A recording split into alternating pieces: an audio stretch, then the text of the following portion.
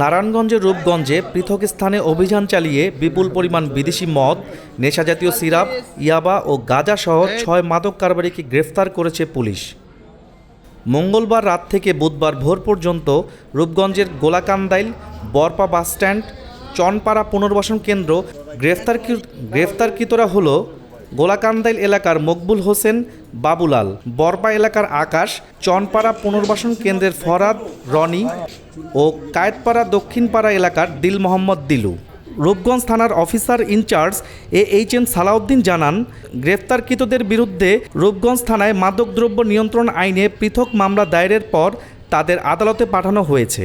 আমরা প্রতিদিনই মাদক উদ্ধার কার্যক্রম এবং মাদক কারবারিকে গ্রেপ্তার, এটা আমাদের ধারাবাহিক কার্যক্রম, প্রতিদিনই আমরা করে থাকি। প্রতিদিনের ন্যায় আজকে গতকালকে থেকে আজকে এখন পর্যন্ত আমাদের কয়েকটি সফল অভিযান আমরা পরিচালনা করেছি, যার মাধ্যমে আমরা মোটামুটি বেশ কয়েক ধরনের মাদকদ্রব্য উদ্ধার করেছি। ইতিমধ্যে আপনারা জানেন যে আমরা আপনার 85 বোতল বিদেশি মদসহ একজন মাদক কারবারিকে আটক করেছি।